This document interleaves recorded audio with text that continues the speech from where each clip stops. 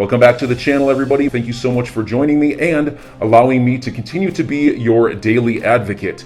If you're new here or you're not subscribed for any reason, please do me a huge favor and hit the subscribe button.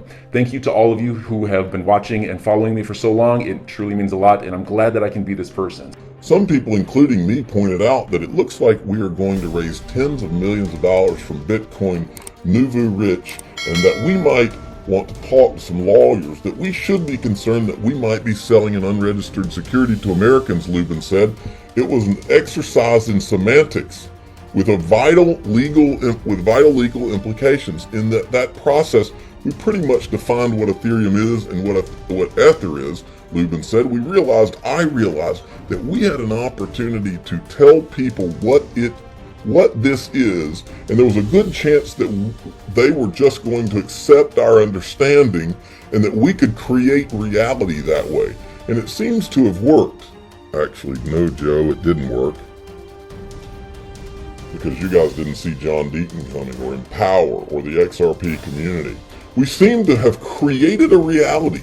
That's called a lie.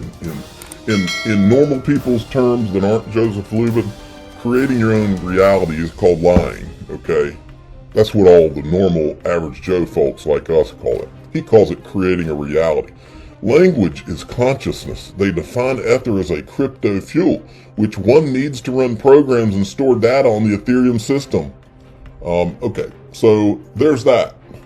Then listen to this from Stefan Huber has been busy. Listen to this exchange.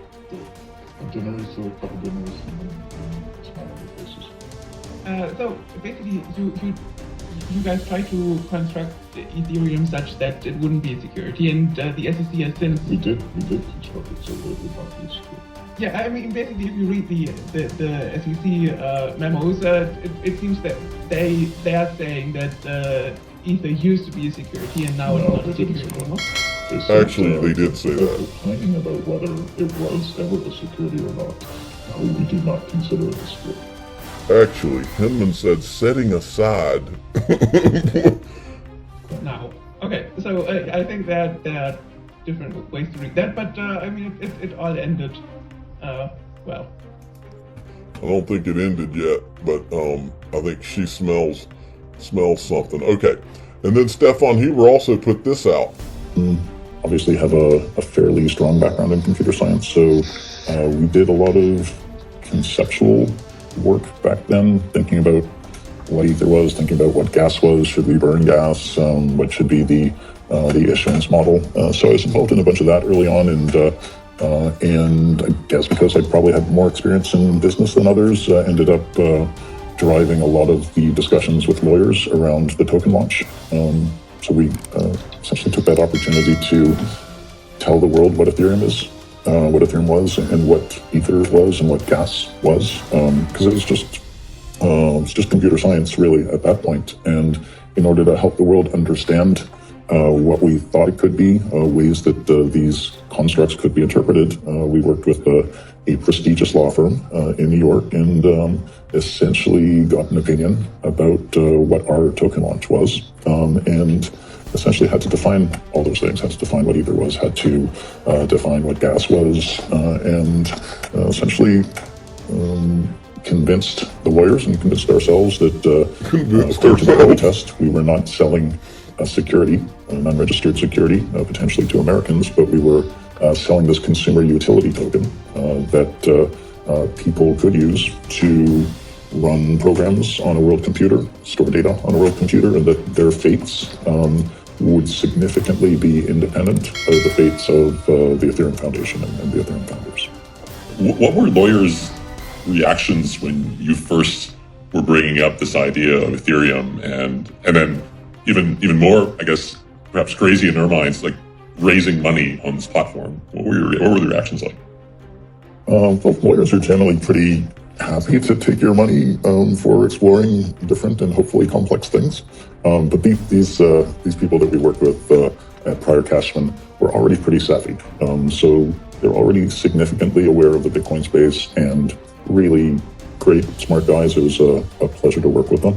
And they were really excited about the project. I think they've said it explicitly, but I'm pretty sure they enjoyed that project quite a lot more than All right, so there you have it. Let's move along. Now, many of you may or may not remember, but back in 2017, this is from December 7th, 2017, this was sent out by somebody. Brad Garlinghouse said at this conference or whatever that there was 15 senior executives from JP Morgan in Ripple's office this afternoon. This was one of two things. This was either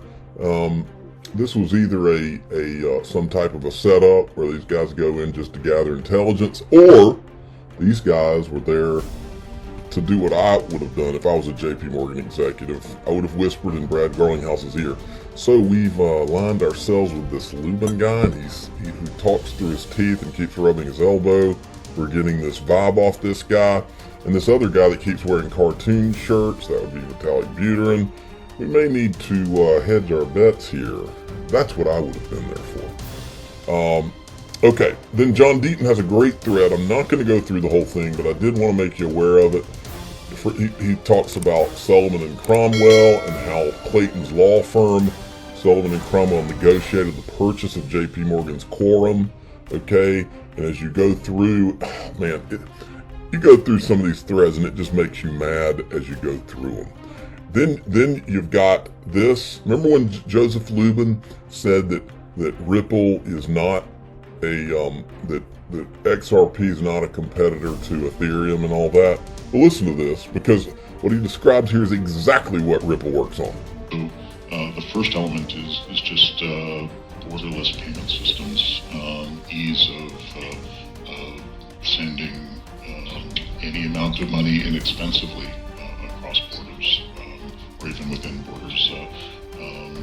In terms of remittances, most of the time fees are in the area of 10%, and that's just far too much money to give up if you're sending money around the world.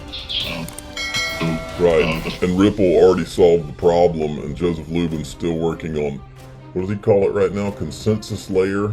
It was Ethereum 2.0, then he changed it to consensus layer, and I think they should call it JP Morgan 2.0. I'm not going to show you this whole video I put together, but I'll just let you see the beginning of it. It's pretty good. You mentioned Jamie Dimon, so let's bring it back to Jamie and JP Morgan. What do you think is going to be the thing that they will have to change the most or lose market share and somebody else is going to do better, faster, serve their clients better than JP Morgan or Goldman Sachs?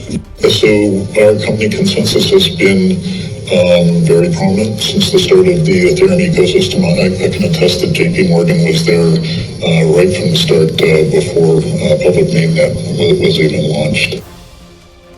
Well, I've spent a lot of time over the last couple of years both building the Enterprise Ethereum Alliance and working at JP Morgan on a project called Quorum that was aimed at creating an enterprise-focused but privacy-preserving version of a blockchain.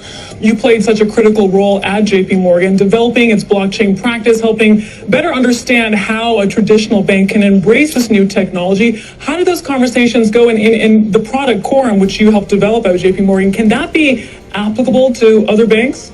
Absolutely. It's an open source project. It's completely and agnostic, industry agnostic as well. So, as you indicated, Consensus is announcing today that we are acquiring JP Morgan's Quorum.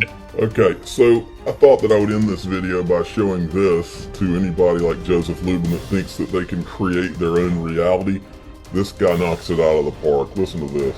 This is, my kids understand this, but I guess Lubin does not. Ever in all my years as a clinical psychologist, and this is something that really does terrify me, I have never seen anyone ever get away with anything at all, even once.